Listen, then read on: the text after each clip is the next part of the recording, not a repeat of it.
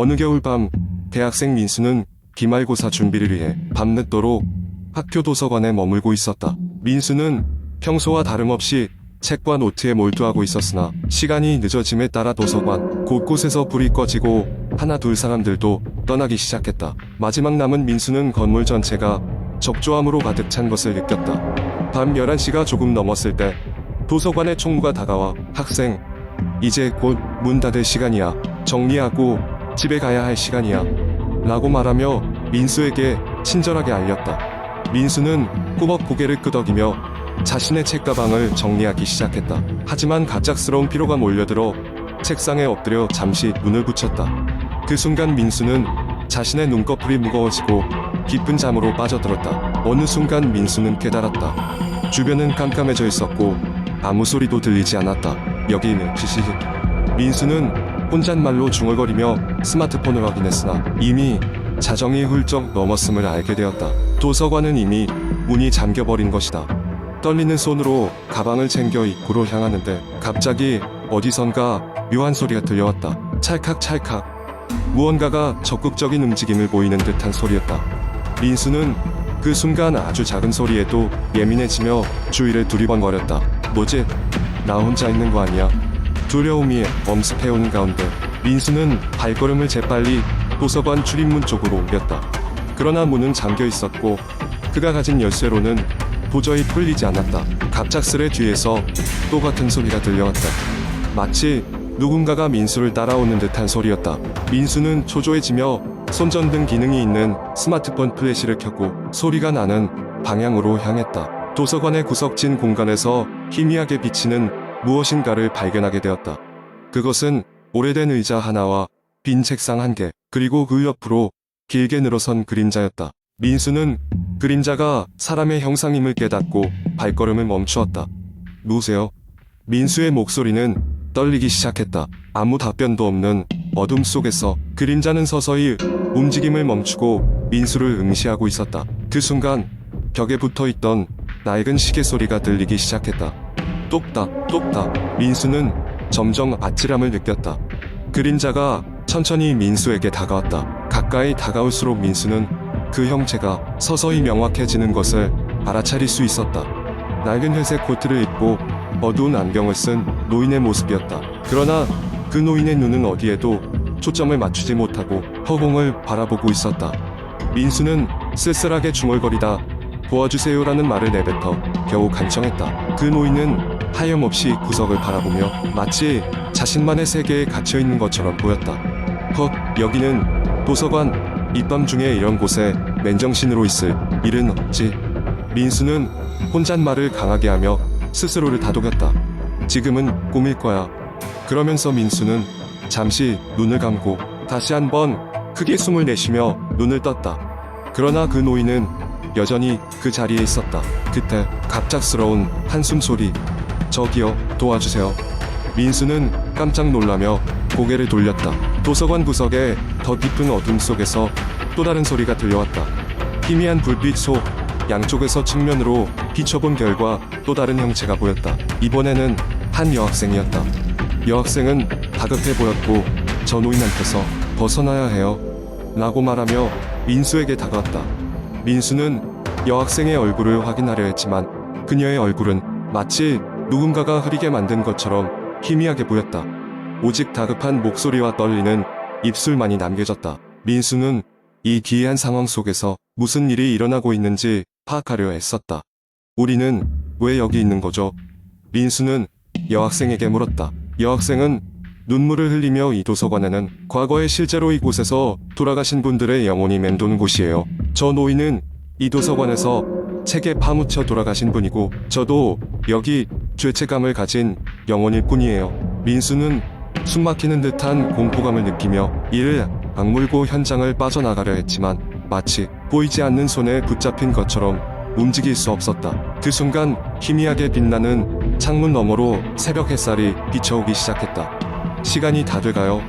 여학생은 아련한 미소를 지으며 민수에게 말했다. 당신은 살아있습니다. 이곳에 더 머물면 당신도 여기 묶이게 될 거예요. 이제 사라지기 전에 문으로 가세요.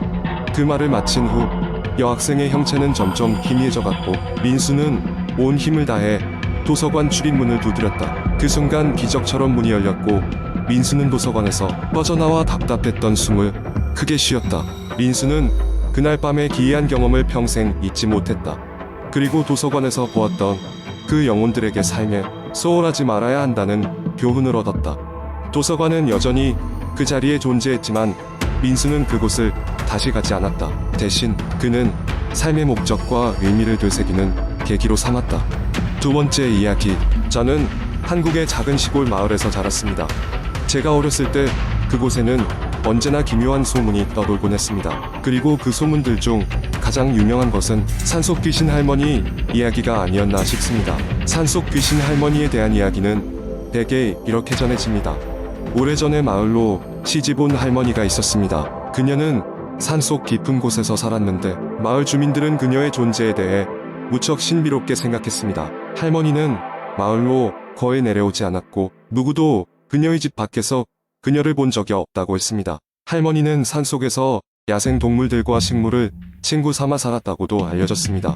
하지만 어느 날 어린아이가 갑작스레 사라지는 사건이 발생했습니다. 마을 사람들은 모두 놀라운 두려움과 충격에 빠졌고 결국 아이를 찾기 위해 산을 수색하기 시작했습니다. 며칠 동안의 수색 끝에 아이는 할머니의 집 앞에서 발견되었습니다.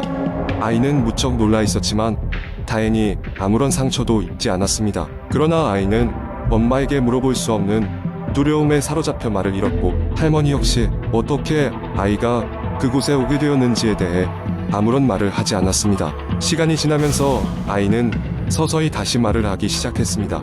그러나 아이가 할머니의 집에서 보았던 것들을 이야기하기 시작하면서 마을 사람들은 크게 충격을 받았습니다. 아이는 할머니는 사람의 모습이 아니었어. 그녀는 그림자처럼 변하곤 했어. 그녀의 눈은 사악하게 빛났고 밤마다 괴물 같은 소리를 내며 춤을 추었어라고 말했습니다. 마을 사람들은 그 이야기를 듣고 더욱 큰 두려움에 빠졌습니다. 그들은 어린 아이의 말을 믿기가 어려웠지만 동시에 할머니에 대한 불안감과 의심이 더욱 커졌습니다. 결국 마을 사람들은 할머니에게 산을 떠나줄 것을 요청하게 되었습니다. 그러나 할머니는 이를 거부했고 마을 사람들과의 관계는 악화되었습니다. 몇 달 후 또 다른 아이가 사라지는 사건이 발생했습니다. 이번에도 그 아이는 할머니의 집 근처에서 발견되었습니다. 이제 마을 사람들은 할머니가 귀신일지도 모른다는 생각을 하기 시작했습니다. 마을 사람들은 할머니의 집을 감시하기 시작했고 밤마다 그녀의 집에서 들리는 괴상한 소리들과 이상한 불빛을 보았습니다. 결국 할머니는 마을 사람들의 강요로 마을을 떠나야 했지만 그날 밤 이후로 할머니는 더 이상 보이지 않았습니다. 그리고 몇 년 후 다시 한번 마을은 조용히 지내고 있었습니다. 하지만 한밤중 예고 없이 할머니가 다시 나타났다는 소문이 돌기 시작했습니다. 할머니는 더 이상 소문 속의 신비한 존재가 아니었습니다. 사람들이 그녀의 모습을 본 당시 그녀는 더 이상 인간의 형태를 가지고 있지 않았다고 합니다. 그녀의 눈은 깊고 어두운 동굴 같았고 그녀의 피부는 시큼한 회색빛으로 변해 있었습니다. 마을 사람들은 두려움에 벌벌 떨었습니다.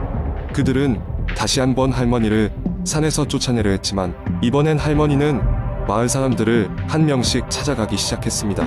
밤마다 할머니의 모습이 목격되었고 그녀의 주변에서는 늘 이상한 소리와 함께 냉기 같은 기운이 감돌아 다녔습니다.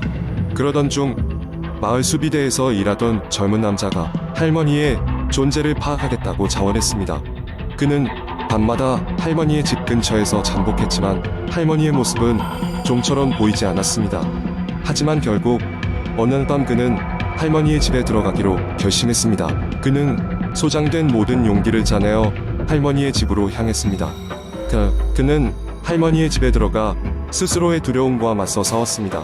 하지만 그가 그 집 안에 들어가자마자 문이 갑자기 닫히고 그는 그곳에 갇히게 되었습니다. 그는 어둠 속에서 홀로 덜덜 떨면서 할머니의 집안을 둘러보았지만 아무것도 볼 수 없었습니다. 그러다가 그는 한 가지 감각을 느꼈습니다. 바로 차가운 손이 그의 어깨를 잡아 느낌이었습니다. 그는 두려움에 휩싸여 소리를 지르며 그 손을 떨쳐내려 했지만 그것은 점점 더 강하게 그를 끌어냈습니다. 그리고 그 순간 그는 할머니의 얼굴을 눈앞에 볼 수 있었습니다. 그 얼굴은 인간의 얼굴이 아니었고 귀신이라는 단어가 딱 들어맞는 모습이었습니다. 그의 눈은 할머니의 눈을 마주쳤고 그 순간 그는 할머니의 눈에서 차갑고 깊은 절망감을 느낄 수 있었습니다. 그 후 그는 어떻게 그곳에서 탈출했는지 기억조차 하지 못했습니다.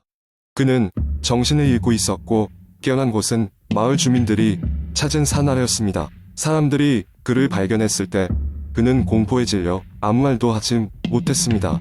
사람들은 그가 할머니의 집에서 겪은 일을 듣고 더 이상의 수색을 포기했습니다. 그 후로 할머니의 이야기는 거의 사라졌습니다. 마을 사람들은 더 이상 할머니에 대해 말하지 않았고 그녀의 집 근처로도 가지 않았습니다.